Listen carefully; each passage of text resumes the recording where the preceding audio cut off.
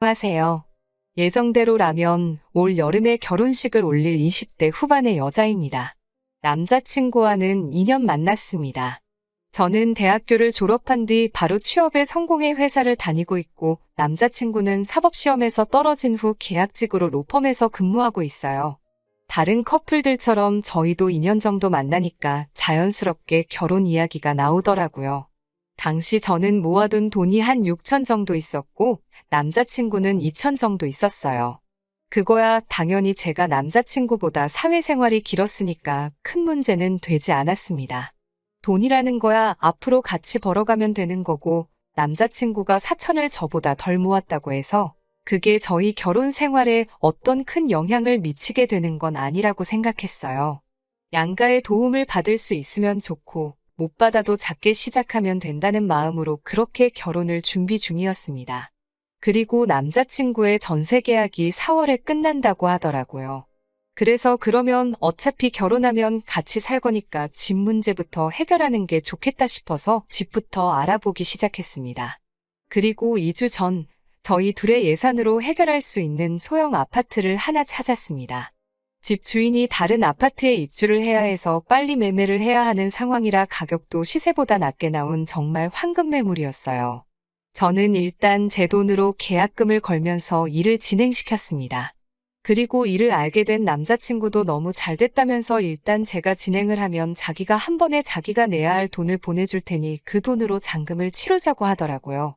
그러면서 남자친구가 사실 자기 돈은 예비 시모가 관리하고 있다면서 그래도 걱정 말라고 내일 바로 보내주겠다고 했었고요. 저도 사회생활 시작하고 처음에 한 1년 정도는 친정 아버지가 대신해서 관리해 주셨기 때문에 전혀 이상하다 생각하지 않았습니다. 안심하고 기다렸어요. 다음날 약속한 시간에 부동산에 도착했는데 예비 시모한테서 돈도 오지 않았고 연락도 닿지 않았어요. 워낙 소형 아파트 매물이 귀하다 보니 다른 사람도 계약을 하겠다고 기다리고 있다고 했고요. 그 말을 들으니 마음이 급해졌습니다. 어쩔 수 없이 친정 아버지께 도움을 요청했고 친정 아버지의 노후 자금으로 일단 잔금을 치를 수 있었습니다. 당연히 남자친구에게 이게 어떻게 된 일이냐고 따졌지만 남자친구도 잘 모르겠다면서 미안하다며 예비 시모에게 당장이라도 빨리 돈을 보내라고 하겠다고 하더군요. 하지만 한참이 지나서야 연락이 온 시모는 지금 몸이 너무 안 좋다는 등, 정신이 하나도 없다는 등, 통장이 어딨는지 모르겠다는 등의 바보 같고 속이 훤히 들여다 보이는 핑계를 대며 전세 자금을 보내주지 않으셨어요. 그래서 저는 돈을 받지 못한 상황에서 살림을 합치게 되었습니다. 그때만 해도 어찌됐건 가을에 결혼식을 올리기로 했고 청첩장까지 다 돌린 상황이었으니까 같이 사는 게 꺼려지거나 하지는 않았습니다. 저도 회사 때문에 계속 서울에서 자취를 하고 있었기 때문에 하루라도 빨리 내 집에서 살고 싶었고요. 그런데 문제는 저희 둘이 살림을 합치고 얼마 되지 않아서부터 예비 시모가 자주 집을 찾아왔습니다. 말씀으로는 친정 어머니도 안 계신데 당신이 친정 어머니처럼 저를 챙겨주고 싶다는 거였죠. 하지만 저는 부담스럽기만 했어요. 친정 어머니만큼 편하신 존재도 아니었고 저도 일 끝나고 집에 오면 쉬고 싶고 주말에는 늦잠도 자고 싶은데 아무 때나 배를 누르시니 없는 척을 할 수도 없고 죽겠더라고요. 하지만 더 저를 힘들게 한 건 예비 시모의 무력이었어요.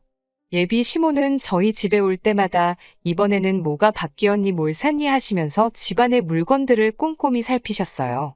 저는 처음에만 해도 내가 혹시 돈을 사치스럽게 쓰는지 확인하려고 하시는 건가 생각했는데 그게 아니었더라고요.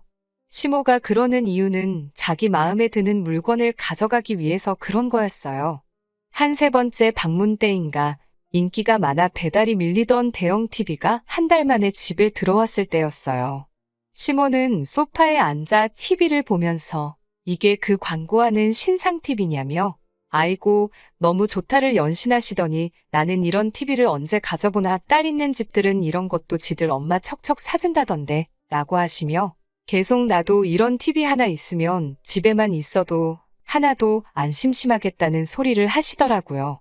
계속 듣고 있자니 민망해 죽겠는데 남자친구가 제 눈치를 쓱 보더니 그럼 엄마 며칠 가져가서 써보고 마음에 들면 살지 어쩔지 생각해보세요. 이러는 거예요. 그래서 제가 놀라서 자기야, 그럼 우리는 뭘로 TV 봐? 하니까 우리는 핸드폰도 있고 딴 걸로 봐도 되잖아 이러는 거예요. 시모가 TV를 차에 싣고 떠난 뒤 제가 남자친구에게 저렇게 드리고 어떻게 돌려봤냐고 하니까 뭘 돌려봤냐면서 우리가 하나 새로 사면 되지 이러는 거예요. 그래서 제가 그 TV 내 돈으로 산 거 모르냐고 하니까 저더러 직장에서 임직원 할인받아 못 사냐고 그래요. 그래서 그거랑은 별개로 내 돈으로 산 거라고 하니까 저더러 왜 이렇게 치사하게 구냐면서 툴툴거려요. 저는 그렇게는 안 된다고 돈 달라고 안 그러면 일주일 뒤에 예비시몬네 집에 가서 TV 다시 들고 나올 거라고 하니까 알겠다고 하면서 자기가 꼭 TV 다시 받아온다고 하더라고요. 하지만 이건 시작에 불과했어요. 며칠 뒤에는 제 명품백을 보시더니 딸 있는 집은 옷이랑 가방도 같이 쓴다더라 하면서 며칠만 빌려달라며 제 옷장에서 명품백을 가져가시는 게 아니겠어요. 제가 어이가 없었지만 돌려주신다 하니 꾹 참았습니다. 그렇게 예비 시모는 가방과 옷부터 시작해서 발 크기도 다른데 제 신발을 신고 가시다 못해 고등어 구워야 된다면서 저희 집에서 쓰고 있던 공기청정기까지 가져가더라고요. 제가 한 번은 도저히 견딜 수 없어서 예비 시모에게 그러다 저희 살림 다 가져가시겠다고 한마디 쏘아붙이니 예비 시모가 그까짓 거 가지고 뭐 그리 생색을 내니라며 남자친구 앞으로 부은 1억짜리 보험을 저희한테 주려고 하셨다는 거예요. 그러더니 며칠 뒤 정말 그 보험을 주셨고요. 하지만 그것도 아는 보험 설계사 분에게 물어보니 보험 담보대출로 8천만 원이 있었어요. 아마 제가 찾아보지 않았으면 빚만 떠안질 뻔한 거죠. 저는 예비 시모에게 그 보험을 바로 돌려드리면서 이런 종이 쪼가리는 저도 필요 없다고 했습니다. 지금 생각해보니 저도 이때 이 결혼 안 해도 그만이라는 생각을 하기 시작하고 나름대로 세게 나가기 시작한 것 같아요.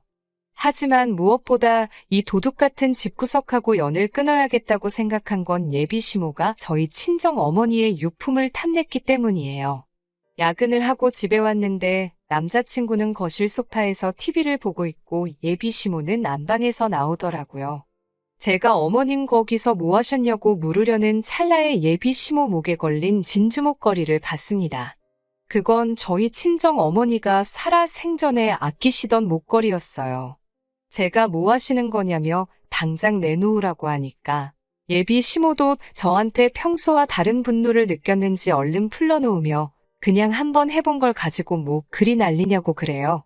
제가 그거 저희 친정 어머니 유품이라고 어떻게 그런 것까지 손을 대시냐고 하니까 아이고 그게 죽은 사람 물건이냐면서 재수없을 뻔했다고 하더니 너는 그리고 전에는 앞으로 나를 엄마처럼 생각한다더니 그건 순 거짓말이었냐며 그럴 줄 알았다고 적반하장으로 저를 이상하게 몰아붙이더군요. 그때 알았어요. 이 결혼을 했다가는 저는 제 명대로는 못 살겠다는 걸요. 저는 남자친구한테 지금 당장 자리에서 일어나서 네 짐 다 챙기라고 했어요.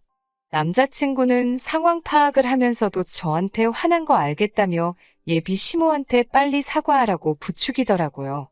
저는 아니, 너도 필요 없다고 당장 둘 다 이 집에서 나가라고 했어요.